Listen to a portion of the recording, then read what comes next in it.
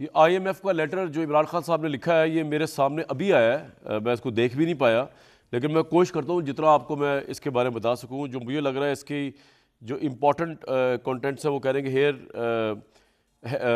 Hair at PTI we are well aware of the importance the IMF attaches to the good governance, transparency, upholding the rule of law and curbing corrupt practices while entering into financial arrangements with member countries.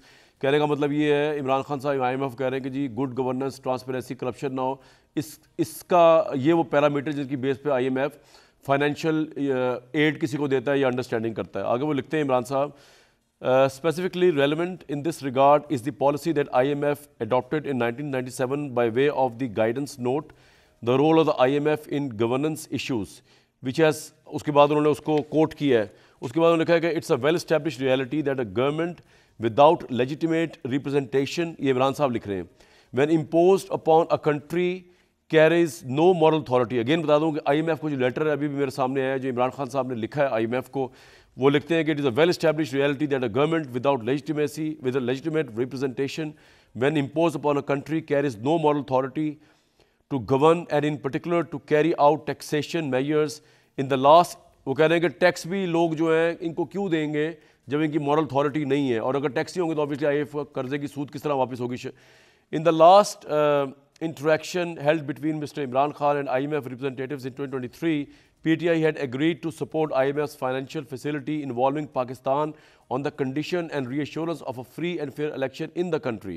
In the foregoing backdrop, it is noteworthy that the general elections concluded in Pakistan February 8, 2024, on which public expenditure of around 50 billion Pakistani rupee or USSS 180 billion was incurred, were subjected to widespread intervention and fraud in the counting of votes and compilation of results. This intervention and fraud have been so brazen that the IMF most important member countries, including the US, Great Britain, countries forming part of the EU, have called for a full and transparent investigation into the matter. A mission of EU का लिखा है, in view of policies and principles IMF stands for, there should be no doubt that the abuse of power by a small number of holders of public office, ये पाकिस्तान की मौजूदा government के बारे में बात हो रही है, to impose their likes and dislikes on Pakistan's populace on affairs and thus to ensure that continuing personal gains would not be promoted or upheld by the IMF। वो कह रहे हैं कि IMF को इस तरह के इलेजिटिमेट धांधली ज़दा गवर्नमेंट को सपोर्ट नहीं करना चाहिए। It is not just the PTI but several other political parties बता रहे हैं कि उन्होंने भी धांधली के शोर मचाया है। दीज कॉल्स आर हाउएवर, आखिर में वो लिख रहे हैं कि we do not call for the IMF to adopt the role of an investigative agency.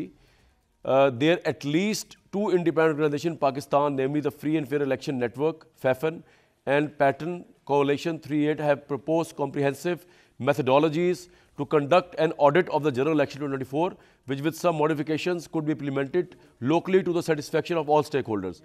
Such a role by the IMF would be a great service to Pakistan and its people and could become the harbinger of enduring prosperity growth. तो उनके कहने का मतलब ये है कि आप loan देने से पहले, फाइनेंशियल एंगेजमेंट करने से पहले, जो पाकिस्तानी गवर्नमेंट के ऊपर एक धब्बा लग गया है लेजिटिमेसी का, इलेक्शन में रिगिंग का, उसकी इन्वेस्टिगेशन होने दें, जहाँ तक मैं समझाऊँ कि अगेन मैं बता रहा हूँ, लेटर मेरे सामने अभी आया है।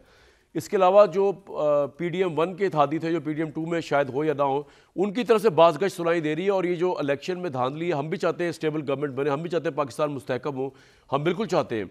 और हालांकि जो ओपिनियन पोल आए जितने भी, उनसे मिलता जुलता रिजल्ट आया, लेकिन इसके बावजूद पाकिस्तान तहरीक इंसाफ का क्लेम है कि बड़े पैमाने पर धांधली हुई है। अब आज मेरे सामने मुबैना ऑडियो मुस्तफा कमाल साहब की, मैं आपको बिल्कुल उनकी वीडियो दिखाना चाहूँगा। वो जो बातें कर रहे हैं वो बड़ी अलार्मिंग है धांधली को लेकर, वो ज़रा पहले सुन लें, उसके बाद प्रोग्राम में आइए। जब वहाँ पे गए तो ऐसा लगता है कि जब हम जो है कमरा खोलकर घुस गए बस कमरे में, जब आप नजर आ जाते हैं कमरे में तो बोला था भाई जो बैठ जाओ, तो कोई मूड नहीं था हमसे बैटिंग करने का। हमने पूछा भाई क्या तय हुआ आपका पीपल्स पार्टी से, उन्होंने कहा सब चीजें कॉन्फिडेंशियल है, हमारे लिख के बात हुई उनसे। दो चीजें आपको बता देते हैं कॉन्फिडेंशियल होने के बावजूद। एक वो कह रहे हैं कि आपका मैंडेट 100% जाली है, सबका 60% होगा, 50% होगा। हमारा पीपल्स पार्टी कह रही है, PMLN कह रही है कि पीपल्स पार्टी कह रही है कि हमारा 100% मैंडेट जाली। कॉन्फिडेंशियल में सारी बातें नहीं बताई, ये वाली बात बताई हमें कि हमारा 100% मैंडेट जाली है। दूसरा ये बताया कि हमारे नंबर पूरे हैं, पीपल्स पार्टी वाले कह रहे हैं कि PMLN और पीपल्स पार्टी मिलाकर नंबर पूरे हैं, तो MP को बाहर निकालने की जरूरत नहीं है।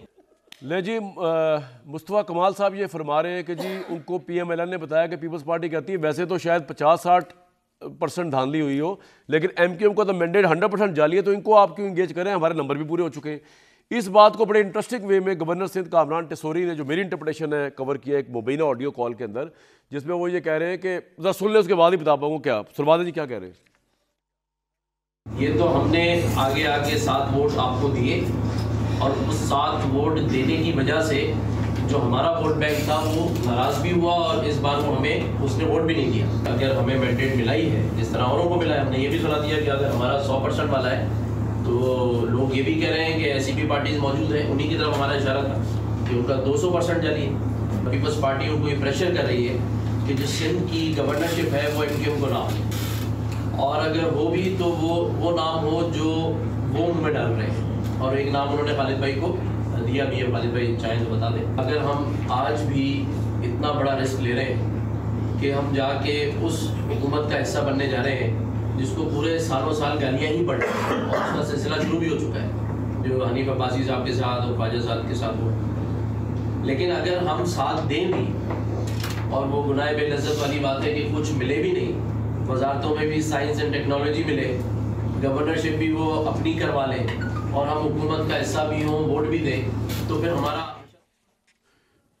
बड़ा इंटरेस्टिंग है। वो कह ये रहे हैं कि हमें वोट पड़ा ही नहीं। तो फिर कुछ सवाल उनसे पूछे कि यार 22 सीटें जो कराची की थी उसमें 14 सीटें जो आपने जीती हैं, तो क्या आप ये कह रहे हैं कि हमें वोट नहीं पड़ा, हम रिगिंग से जीते? वो कह रहे हैं वोट बैंक हमारा, और रीज़न उसका बता रहे हैं क्योंकि हम PDM 1 के साथ खड़े हुए थे और अवाम में जितनी नफरत थी PDM 1 की, उसका सारा गुस्सा हम पे उतरा, हमें वोट नहीं पड़ा। ये गवर्नर सिंध जो है उनकी ये मुबैना ऑडियो है, उन्होंने उसकी ऑडियो को ऑन किया और उन्होंने ये कहा कि इसमें शायद कुछ एडिट आगे पीछे हुआ, लेकिन आवाज़ मेरी है पूरी ऑडियो में। उन्होंने कहा जी वोट बैंक हमारा ख़राब हुआ, वोट हमें नहीं पड़े, 14 सीटें वो कह रहे हैं हमें पड़े ही नहीं। और अगली बात वो ये कह रहे हैं कि अगर हम PDM 1 की परफॉर्मेंस की वजह से हमें अब की तरह वोट नहीं पड़ा, भले हम सीटें जीत गई, ये मैं ऐड कर रहा हूँ बीच में, अब PDM 2 के साथ जाके जो अगर हम रिस्क लेंगे तो सारा साल इनको गालियाँ पड़ेंगी PDM 2 को, हमें क्या फ़ायदा, हमें नेक्स्ट टाइम भी वोट नहीं पड़ेगा, तो कह मतलब फिर शायद धांधली ना करनी पड़े। ये भी मैंने ऐड किया।